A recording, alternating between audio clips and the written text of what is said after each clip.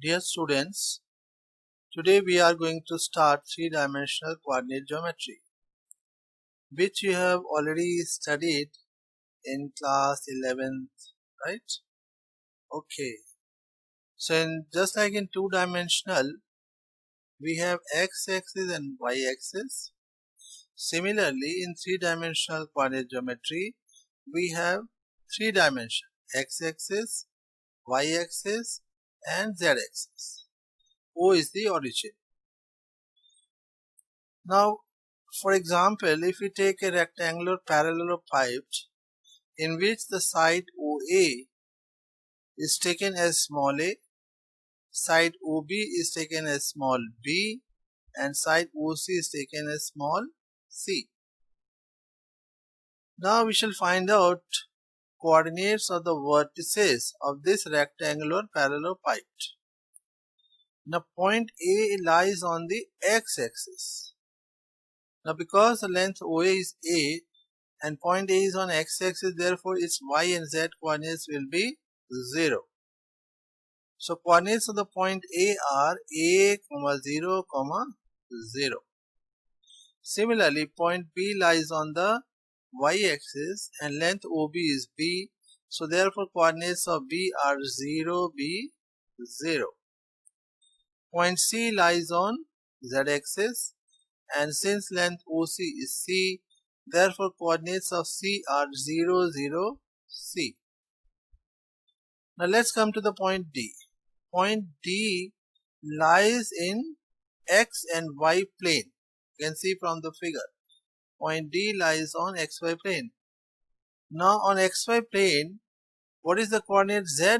Coordinate z is 0. So therefore coordinates of point D are x coordinate of the point with D will be same as the point A. So therefore x coordinate of the point D is A. Y coordinate of the point D is same as B, which is B, and Z coordinate is 0. So coordinates of the point D are A, B, 0. Now let's come to the point C. Point C is in the YZ plane, so therefore its x coordinate will be 0. So coordinates of point E are 0, B, C. Coordinates of point F will be A, 0, C, because it is in ZX plane. So therefore y coordinate will be 0. And coordinates of the point G are A, B, C. This length is A, this is B, and this is C. So coordinates of point G are A, B, C. Now today we shall study some basic formulae which we shall use in this three-dimensional coordinate geometry. If P is a point having coordinates x1, y1, z1, Q is a point having coordinates x2, y2, z2, then distance PQ is given by under root of x2 minus x1 whole square plus y2 minus y1 whole square plus z2 minus z1 whole square. Next is section formula. If we have 2 points P and Q, coordinates of point P are x1, y1, z1, coordinates of point Q are x2, y2, z2, and suppose R is a point which divides PQ in the ratio m is to n. Then coordinates of this point R are given by x is equal to mx2 plus nx1 upon m plus n. Similarly, y coordinate is my2 plus ny1 upon m plus n, and z is equal to mz2 plus nz1 upon m plus n. Now in this case, because point R lies in between, somewhere in between P and Q, so therefore this is called internal division. And if point R lies outside PQ, then that is called external division.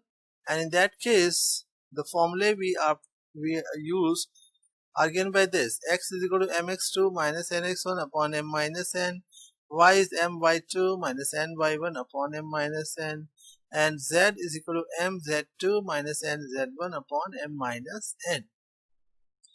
Now if point R lies exactly between P and Q, then m is equal to n. So in that case, midpoint formula, we have midpoint formula: x is given by x1 plus x2 upon 2, y is equal to y1 plus y2 upon 2, and z is equal to z1 plus z2 upon 2.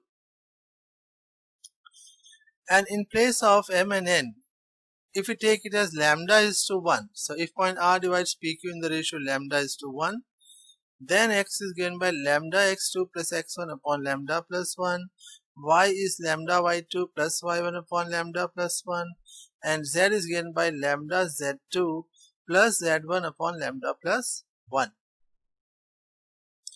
Next is projection of a point on a line. If we have a point P and there is a line AB, now if we draw perpendicular from P on this line AB, then Q, which is the foot of perpendicular from P on AB, is called projection of P on AB. Similarly, projection of a line segment on a given line.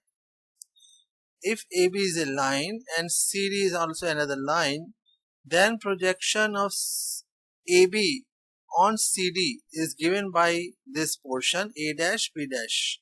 A dash is the foot of the perpendicular drawn from A, and B dash is the foot of the perpendicular drawn from B on the line CD. So A dash B dash is the projection of the line segment AB in the line on the line CD. Alright. Next is direction cosines and direction ratios. This is x-axis, y-axis, z-axis, and suppose we have a line OP.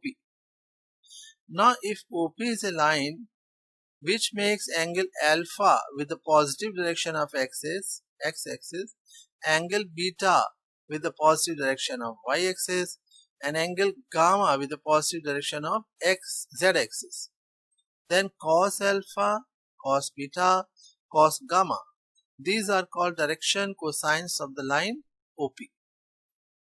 And we denote direction cosines by L, M and N. That is, L is equal to cos alpha, M is equal to cos beta, and N is equal to cos gamma.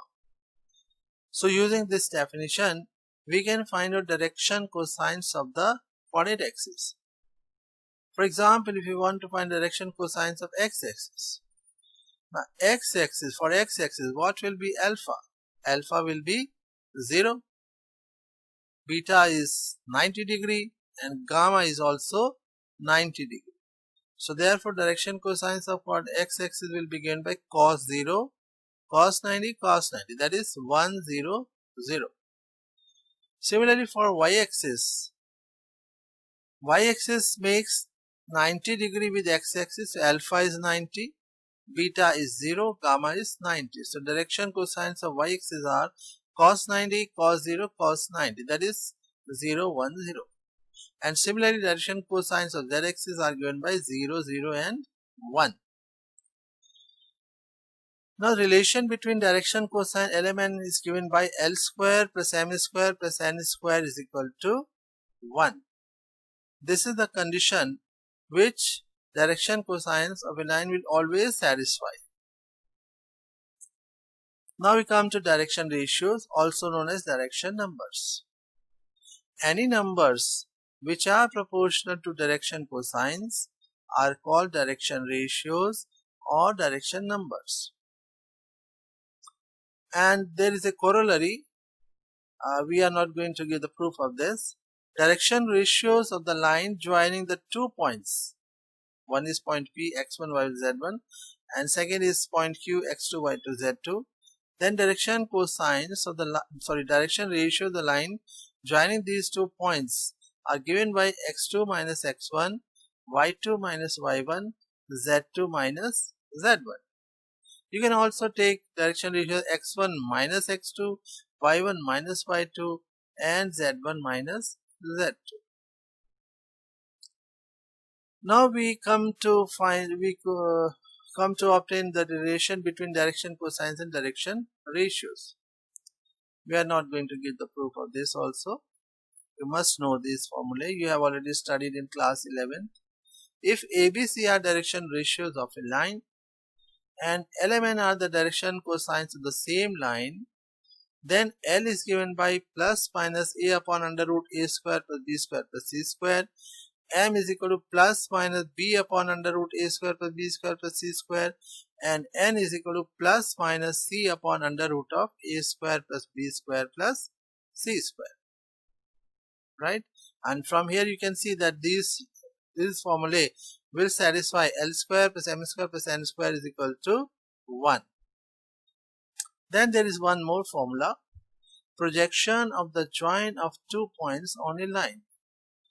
Now projection of the join of the 2 points, one point is P x1 y z1 and second point is Q x2 y2 z2.